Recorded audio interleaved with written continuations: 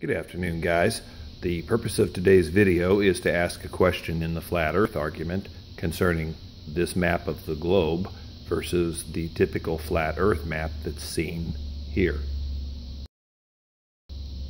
In both maps, they have two similarities. The first similarity is that both being circular based, they can be divided into 360 degrees of longitude.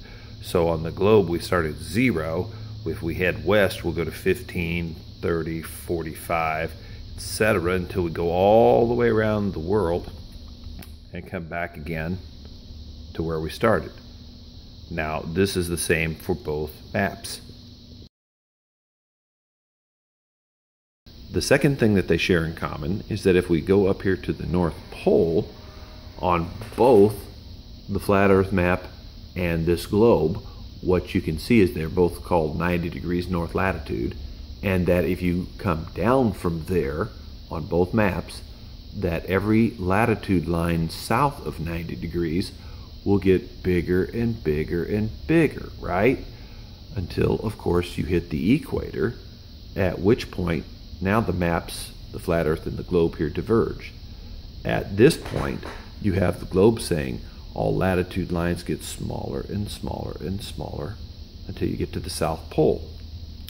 Whereas the flat earth says, no, no, no. They just get bigger and bigger and bigger until you hit the ice wall.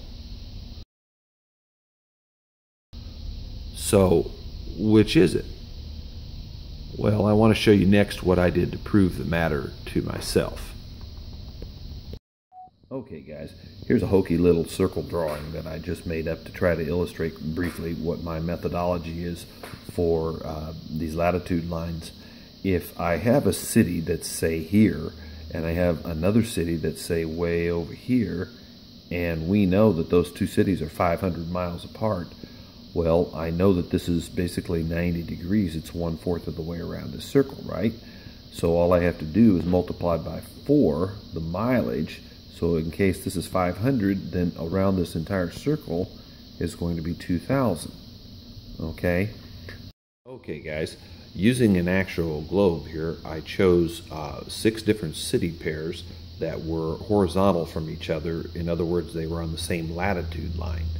I did not choose anything that was very far off, although my numbers are admittedly rough for all this. I hope a general pattern can be discerned at any rate from what I tell you.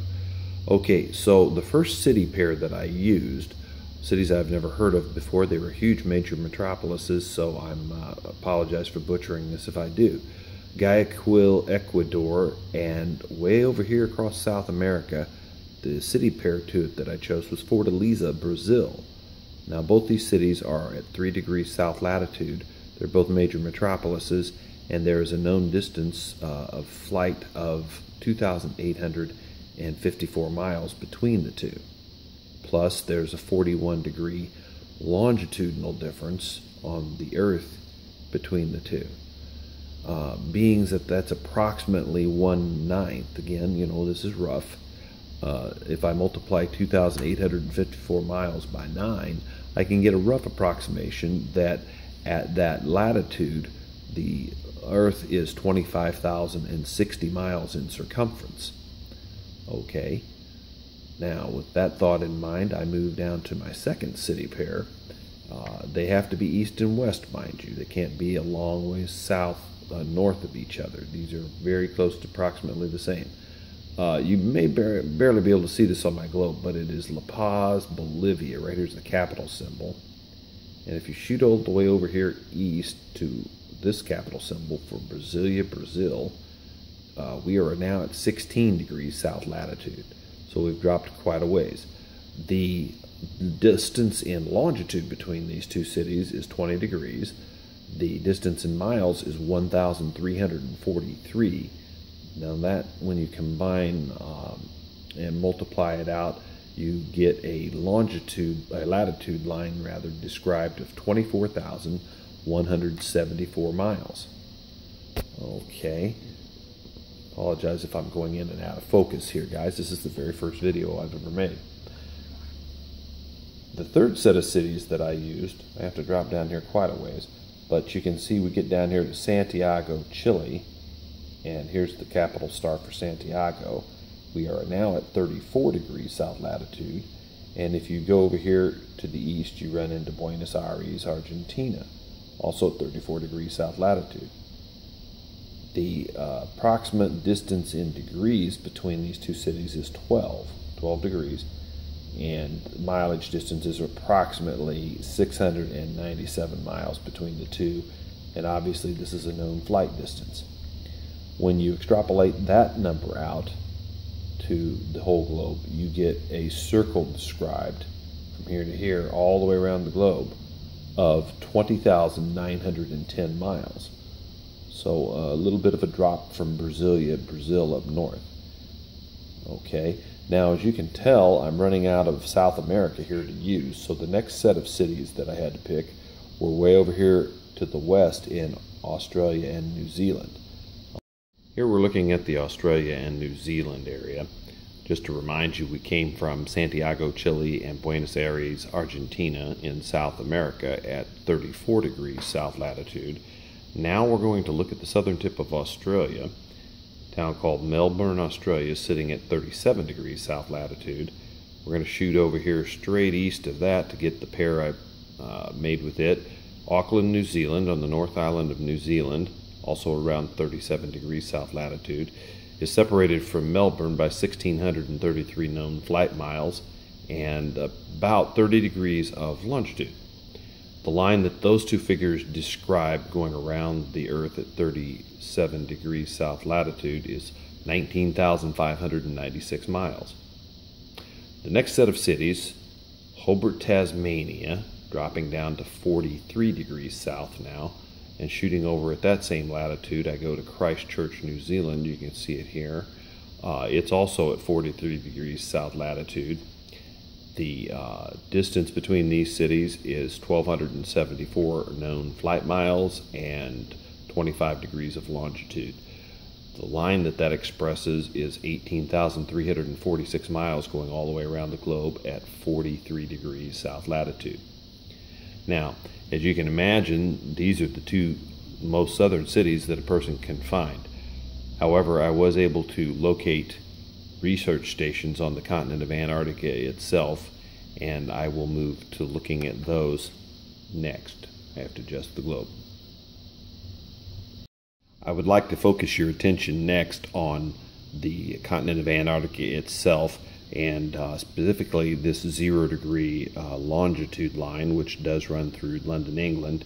And to give you a better idea about where we're at here, we'll just cruise north a little bit with the camera, and you see here's the southern tip of South Africa and the Cape of Good Hope. So that gives you an idea about where we're at. Coming back down here to the Antarctica continent, you see an area of the continent entitled Queen Maud Land here on my globe. The research stations that I'm going to look at are so small they don't appear on the globe, which is not surprising. But here approximately in this area of the coast at about 8 degrees west longitude, we have the German Neumayer III station, and it sits at 71 degrees south latitude. Now if you cruise over here about 20 degrees to 12 degrees approximately east longitude, we have the Maitri station of India, also near the coast and near 71 degrees south latitude as well. Both of these stations are separated by approximately 700 miles of distance, and when you take that information and try to extrapolate that with a line around this latitude, you come up with 12,600 miles going all the way around in a circle at 71 degrees south latitude. Okay, that's consistent with what I have been reporting so far, and a far cry from any ice wall information you may have heard. The next thing I want to do is take you to an Excel spreadsheet I made up which summarizes all these findings.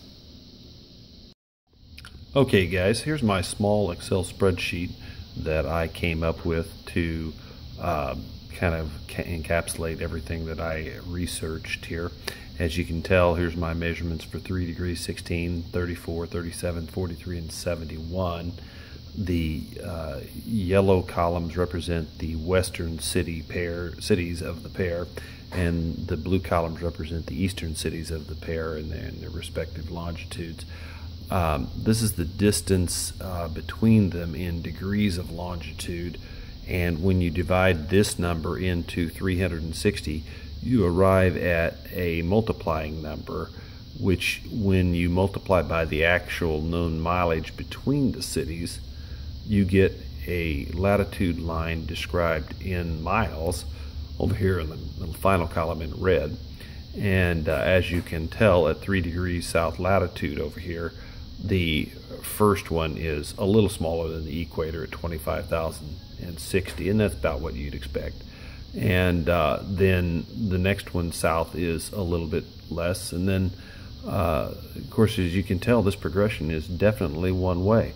Now, my numbers are admittedly all rough. I don't take into account any fine-tooth latitude and longitude measurements here, but my measurements are approximately close, unlike what Eric Dubé used in proof 39 of his video, where he took the distance between Sydney and Nelson, which are not anywhere close to the same horizontal latitude, and used those cities to describe a latitude measurement south of the equator, which was bigger than the equator.